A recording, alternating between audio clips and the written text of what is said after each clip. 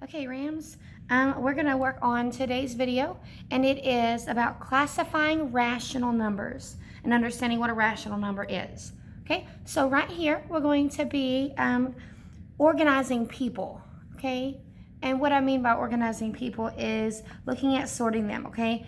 So if we have this entire circle is Richland Middle School students, and then this circle is 6th grade students, and this circle is 6th grade girls, we're going to look at where to put all of these people. The first one here is Samuel. He's an 8th grade boy. Now, is he a middle school student? Yes. Okay. Is he a 6th grade student? No, and he's not a 6th grade girl, so he's going to go out here. So I'm going to put 8B for 8th grade boy so I don't run out of room. All right, and then we have Valerie is an 8th grade girl.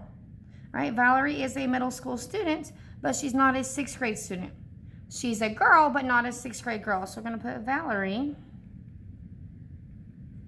8G for 8th grade girl. Oh, Miss Jackson is the PE teacher. All right, that means that she's not a student at all, so she does not go in any circle. So we're going to put Miss Jackson is a teacher. Rick is a 7th grade boy. That means that he is still a middle school student, but he's not a 6th grade student or a 6th grade girl. So Rick, 7B. Roberto is a 6th grade boy. Now where he goes, he is a Richland Middle School student, but he's also a 6th grade student. So where do these two overlap? Now he's not a 6th grade girl, so he doesn't go in any part of this circle. But he goes where these two meet. He's a Richland Middle School student and a 6th grade student. So he goes right here. I should have given him a shorter name. Roberto. So he is a 6th grade boy. Sorry, it's kind of small. Maria is a 6th grade girl. So she's a middle school student, she's a 6th grade student, and she's a 6th grade girl. So where do all three of these overlap? Here in the middle.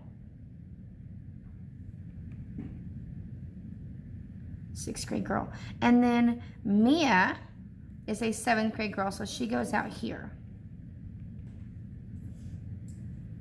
All right, the way these Venn diagrams work here, and I should have got a highlighter, so I'll just grab colored pencils, is that every student at the school is within this outside circle. I shouldn't have used blue, sorry. Is within this outside circle here. All right, so everyone is within that circle.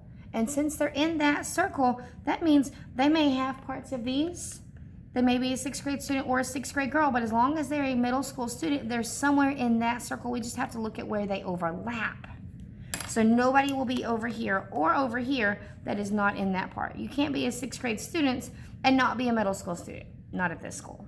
Okay? All right. So next thing to know, a rational number is any number that can be written as A over B,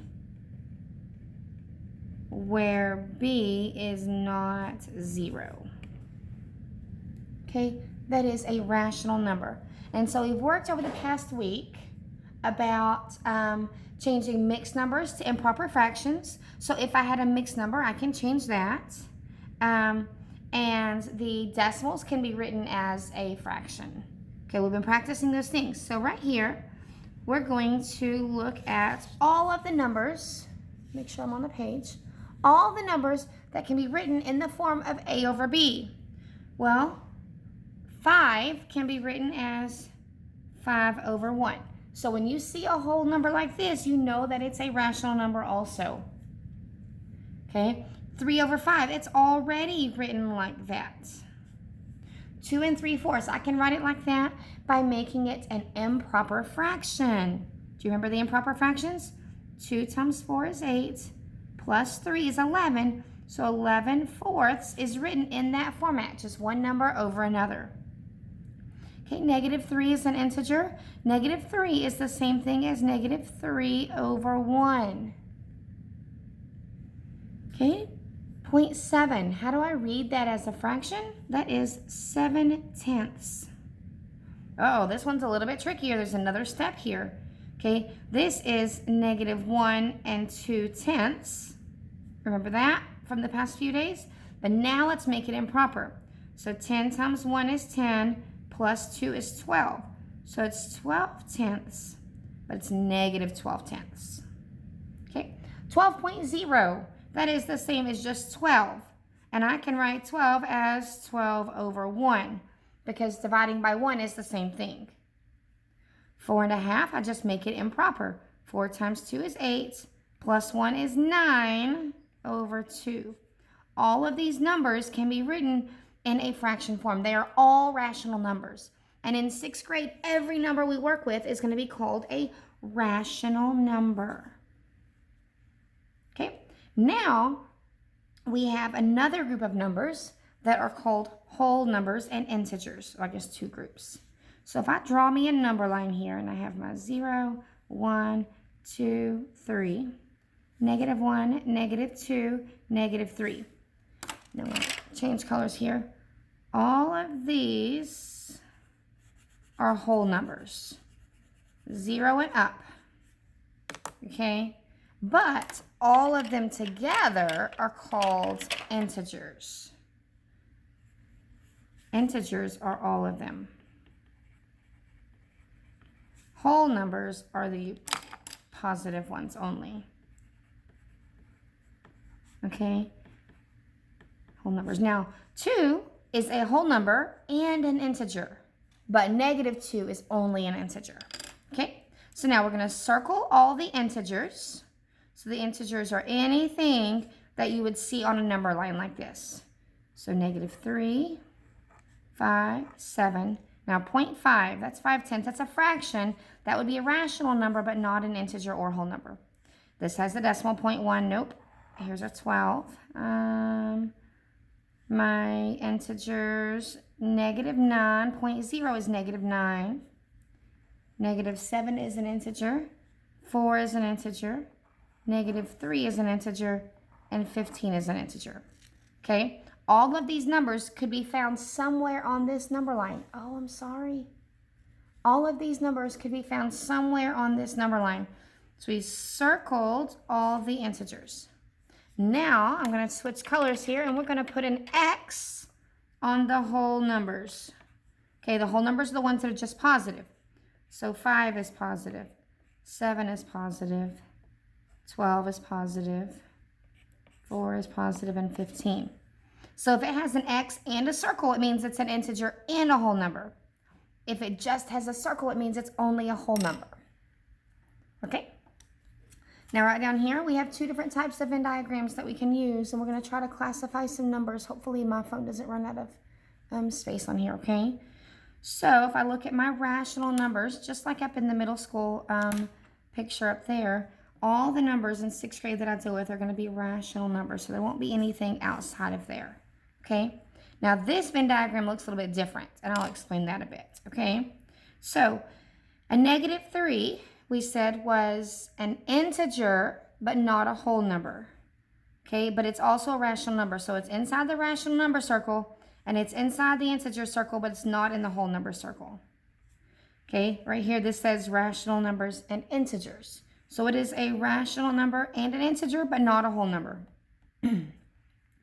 17. 17 is a rational number because I could write it 17 over 1. It's also an integer because I would see it on this number line.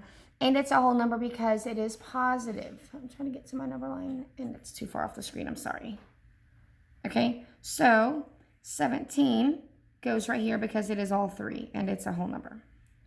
Negative 1.26 is only a rational number because it falls between 2 of these integers. So it goes out here. I hope you can see that. It's not too dark.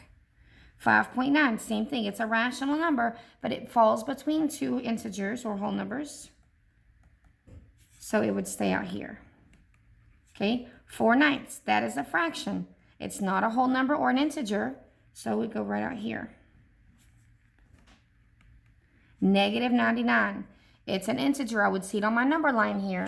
I'm sorry, what I'm referring to is this number line. I would see it on that number line, but I would not, it is only negative, so it's not a whole number.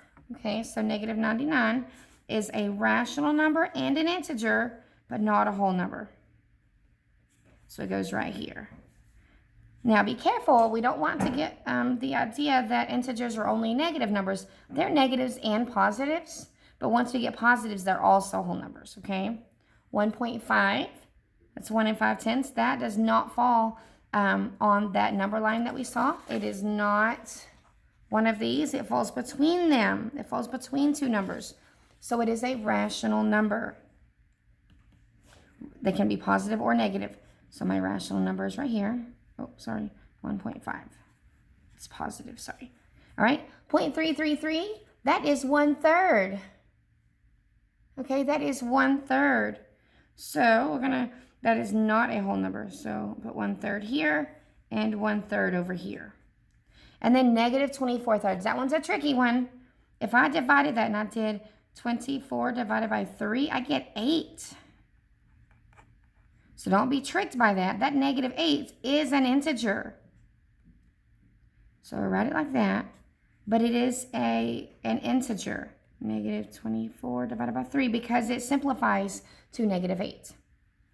All right, we're going to practice this in class tomorrow. Make for sure that you have this with you and that you answer the questions with it, okay?